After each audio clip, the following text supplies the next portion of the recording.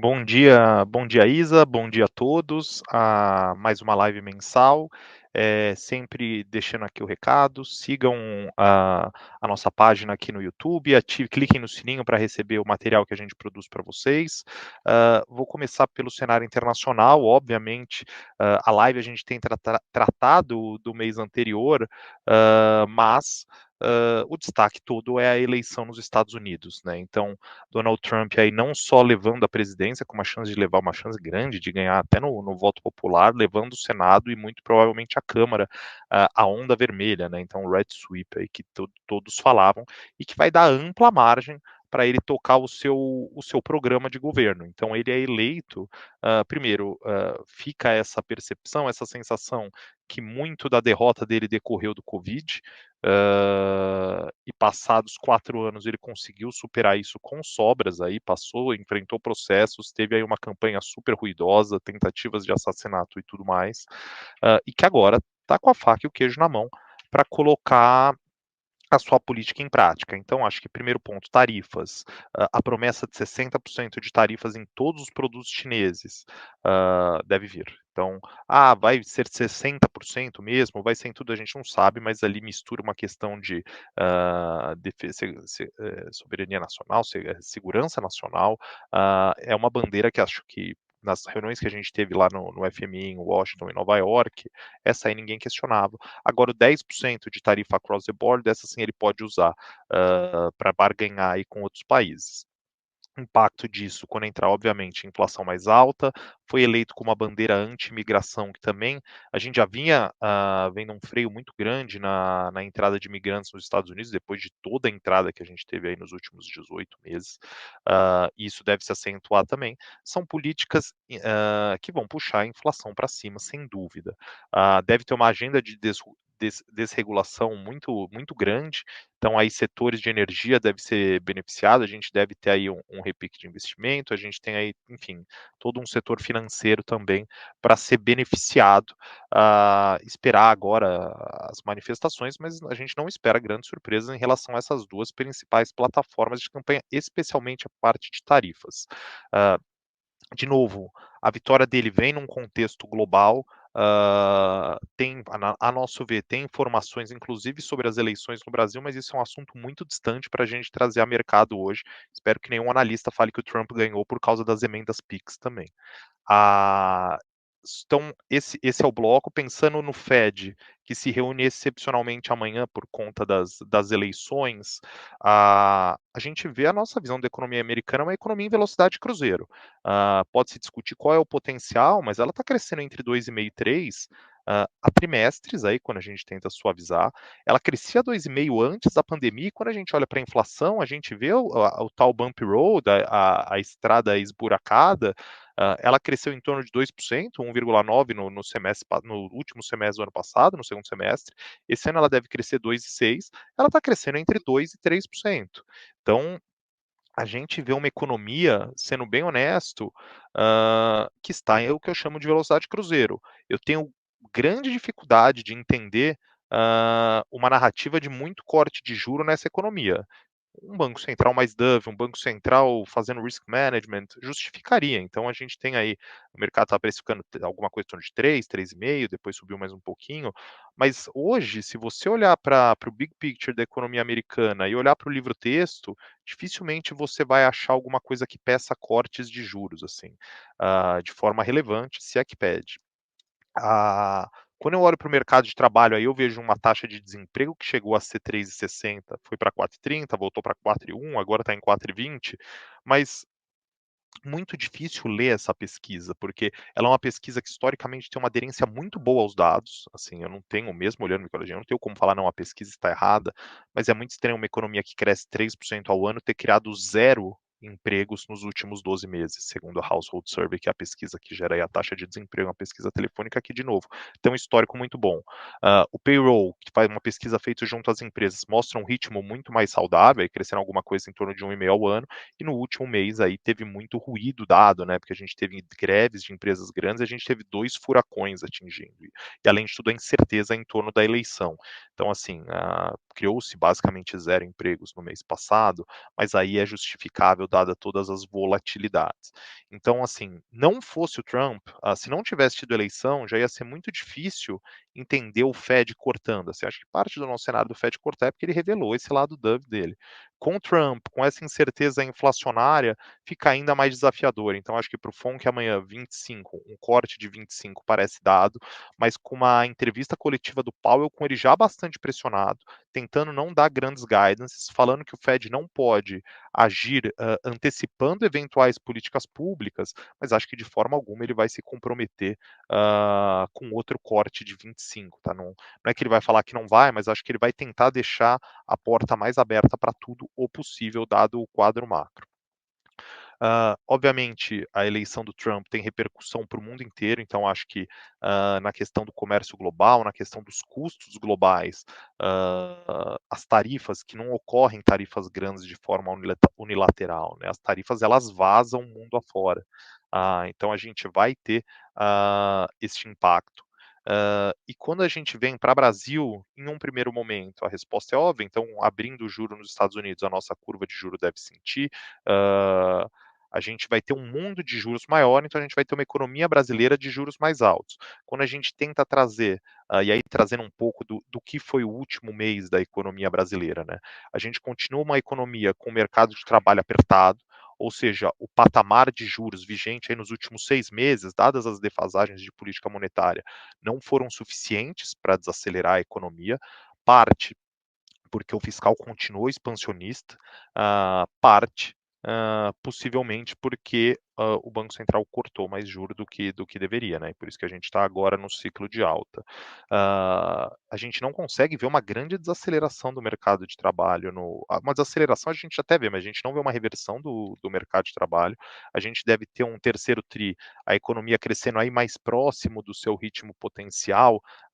Então, se ela estava crescendo aí no último trimestre alguma coisa em torno de 4%, deve crescer alguma coisa aí em torno de 1,5%, 2% anualizado, né, no terceiro trimestre, mas mantendo uma média nos últimos 12 meses de 3%, ao redor de 3%. Então, uma economia bastante saudável, eu diria até cresceram num ritmo maior do que comporta. Se a gente olhar nos últimos 3 anos, a economia brasileira cresceu 9%, o emprego no Brasil cresceu 9%. Ou seja, a gente não teve ganho nenhum de produtividade. Do ponto de vista macro, quando a gente pega a Covid e pega também a guerra da Ucrânia, a gente teve um choque de preço relativo muito favorável no Brasil. E isso fez com que o custo do salário caísse muito. Aí eu não estou pensando em poder de compra deflacionando pelo IPCA, mas olhando pelo quanto cresceu o faturamento das empresas, né? Então, a margem das empresas cresceu substancialmente e permitiu com que as empresas absorvessem essa demanda fruto de um fiscal expansionista e um monetário cortando juro, contratando mais, podendo inclusive preservar aí um pouco de margem, pensando nas margens antigas, uma margem rodando um patamar alto mesmo com a dinâmica atual dos salários. Eu acho que agora, com o desemprego já no mínimo em vários estados, e já há um tempo em vários estados, são 5 estados só que o desemprego ainda está caindo, tem vários que ele já está rodando ali no mínimo e não consegue sair de lá. Eu acho que novas rodadas de crescimento serão acompanhadas por um aumento aí das pressões de custos. O salário real deve acelerar na nossa visão. Além disso, ano passado a gente teve a economia crescendo forte, o emprego crescendo, o desemprego caindo e a inflação surpreendeu muito para baixo em 2023. A gente teve aí dois, pelo menos, grandes choques baixistas de inflação.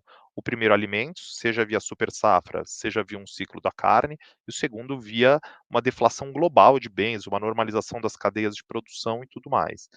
Esses choques que estavam puxando a inflação para baixo, eles ficaram para trás. Então, a partir de agora, eles até se reverteram. A gente há poucos meses tinha deflação no IGP em 12 meses, o IGP está caminhando aí para 6%, deve fechar o ano próximo de 8% de alta. A gente já sabe como que isso opera dentro do IPCA e dentro das suas defasagens. Então, é uma inflação pressionada. A questão hídrica melhorou substancialmente, então falou-se de, a gente chegou a ter no nosso cenário que ia fechar o ano com bandeira vermelha 1 em energia elétrica.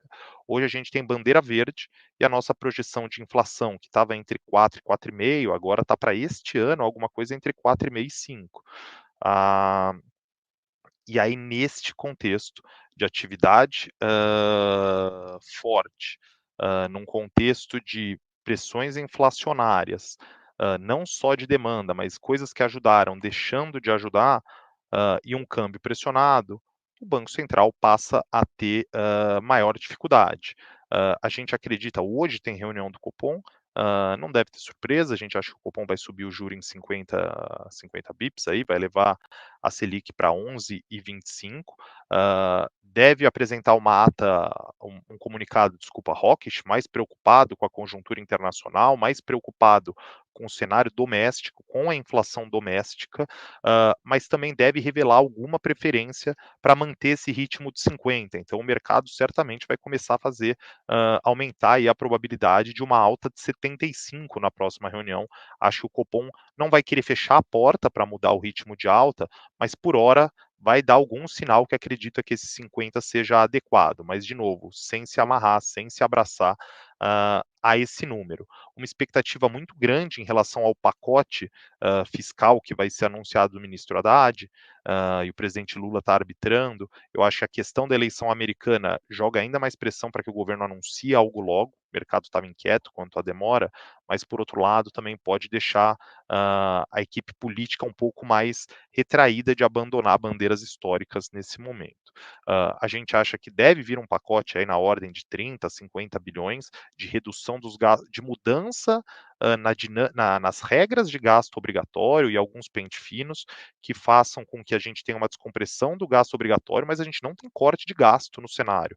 Esse corte de gasto ele vai ser ocupado por maiores investimentos. Então a despesa é a mesma, o superávit primário é o mesmo, é uma composição melhor, mas a gente tem que ter em mente, por que a gente tem uma demanda pressionada e um juro alto no Brasil hoje? Parte porque a gente subiu substancialmente a despesa desde as eleições de 2022, e a gente não conseguiu, a gente até subiu a receita também, o ministro Haddad surpreendeu todo mundo aí com o superávit primário que ele vai entregar, mas são despesas, foi um aumento de receita que não freia a economia. Então, se ele faz refis, se uma empresa tinha uma dívida e ele dá um desconto grande, essa empresa não vai investir menos porque pagou essa dívida. Se o governo pega dinheiro dele mesmo, o governo que estava parado em banco público por depósito judicial, e usa para pagar a dívida pública, isso melhora um pouco a dinâmica da dívida, mas ninguém vai deixar de consumir ou nenhuma empresa vai deixar de investir por conta disso. Se o governo pega dinheiro que está parado, esquecido nos bancos, sem entrar no mérito se isso é considerado primário ou não, o ponto é, boa parte do ganho se o governo assim não deixa as empresas usarem crédito tributário para pagar imposto nesse ano, vai ter que usar ao longo de 3 anos. Tudo isso melhora o superávit primário do ano, mas não muda muito a situação do setor privado em termos de gasto. E é por isso que a gente vê o Banco Central tendo que subir. O Banco Central tem um juro neutro de 4,7. Hoje, para a gente, esse juro, obviamente, isso assim, eu entendo até a justificativa do Banco Central para ter um juro de 4,7, a gente tem alguma coisa aí entre 6% e 7%, mas é uma variável não observada que depende do modelo, depende das premissas. O Banco Central tem um hiato do produto em torno de 0,5%, a gente tem um hiato bem mais alto aí, assim, essa parte de hiato, eu tenho mais dificuldade de entender o número do Banco Central, e é por isso que a gente tem uma projeção de inflação muito mais difícil. Então, eu até falei recentemente, saiu uma manchete que eu falei que a Selic tem que ir para 15 para a inflação ir para 3, a Selic tem que ir para 15%, segundo os nossos modelos, para a inflação convergir para 3% no segundo trimestre de 2026. Eu acho que o Banco Central não vai seguir essa estratégia. Eu acho que o Banco Central vai seguir um ajuste mais gradual. Mas, como no meu cenário, para ele chegar nessa inflação, no horizonte relevante de hoje, ele precisa de 15, eu não consigo falar que tem excesso de prêmio na curva de juro, numa visão de economista, numa visão macro. Quando eu olho que o Banco Central revisou o hiato do produto, que é a principal variável para projetar a inflação, em quase mais de 1% do PIB aí nos últimos 4 trimestres, a gente está falando aí de mais de 200 pontos de Selic de impacto, toda a revisão que a gente vê do cenário do Banco Central, muito ela decorre de uma nova avaliação do Banco Central sobre a política fiscal. Então, assim, eu acho que se tem uma coisa que os mercados podem fazer é colocar um prêmio aí no fiscal. Mas, assim, olhando para a curva de juro como estava ontem, assim, hoje, obviamente, a abertura vai ter muita volatilidade por causa de Trump, um cenário da Selic indo para 13, 13,5 e ainda assim a inflação não indo para a meta tempestivamente, me parece um cenário bem razoável. Quando eu olho para o que está no Focus, o Focus tem a Selic indo para 12,5, logo na sequência cortes, a gente acha que esses cortes do Focus vão sair, mas enfim, a inflação também não vai para a meta, então pode chocar, poxa, para levar para 13 no segundo trimestre precisa de 15, mas quando você conversa com as pessoas, os modelos que cada um usa, ninguém tem uma conta muito diferente não. O que eu acho que todo mundo acha é que o Banco Central vai suavizar, essa convergência e muitos questionam se essa convergência vai ser para o centro da meta. Mas é isso aqui, esgotei nossos 15 minutos, hoje é um dia muito agitado aqui pessoal, então prefiro não dar call nenhum de mercado, fico muito feliz de não estar no papel aí dos meus 3 colegas gestores que vão ter que falar agora calls de mercado num dia como esse, mas acho que as perspectivas, colocando um pouco a bola no chão para a perspectiva macro. Primeiro, Estados Unidos, já era complicado com o livro-texto justificar muito corte de juro nos Estados Unidos, daqui o crescimento está estável, a inflação está razoavelmente estável. Com o Trump entrando, prometendo estímulo fiscal e tarifa, fica ainda mais complicado entender grandes cortes de juro nos Estados Unidos. A atividade pode ir bem num primeiro momento, vai ter uma desregulação muito forte, mas se vierem as tarifas que estão sendo anunciadas, num primeiro momento o consumidor americano pode sentir. Quando a gente vem para o Brasil, expectativa em torno do pacote, deve vir alguma coisa em torno de 30, 50 bilhões, mas isso não ajuda muito o Banco Central no curto prazo, porque qualquer corte que seja feito, na nossa visão, vai ser compensado com aumento de investimento, principalmente pensando no ciclo eleitoral. Então, a gente não mudou o nosso superávit primário, apenas o mix aí de despesas discricionárias e obrigatórias, e muito marginalmente. Para Banco Central, 50 hoje, mostrando uma preferência, mas a gente acha que o Banco Central segue subindo essa Selic aí, a gente não consegue ver muitos cenários em que essa Selic não chega a pelo menos 13, consegue ver vários cenários que ela vá além disso, tá. Uma inflação bastante desafiadora, então deve ficar próxima a 5% esse ano, e não deve ficar muito diferente disso, salvo os grandes choques no ano que vem. Atividade econômica do ano que vem, aí eu sou, um pouco mais pessimista, por quê? Do que a média, eu vejo meus colegas falando alguma coisa em torno de 2, 2,5%. Eu acho que o fiscal, por mais que ele continue inflacionário, em termos de impulso fiscal, em termos de acelerar ainda mais para a economia, a economia acelerar ainda mais, isso eu não vejo, tá? Então eu vejo o fiscal razoavelmente neutro, se bobear até contribuindo para alguma contração leve e o monetário também nessa ponta. A grande interrogação que fica é se o governo não anuncia medidas fora do orçamento, ou para fiscal, banco público, para tentar compensar essa desaceleração, mas após aí sucessivos PIBs de 3%, não me surpreenderia uma desaceleração relevante para alguma coisa eventualmente até entre 1 e 1,5, sem a inflação ceder muito, tá. Então é um quadro muito complexo para o Banco Central. É isso aqui do meu lado, fico aberto às perguntas, acho que a Isa já destacou, a gente está com um sistema diferente de perguntas hoje, então acho que na descrição da live aqui tem um link, vocês clicam, enviem as perguntas, vai ser um prazer nosso responder. De novo, um abraço a todos.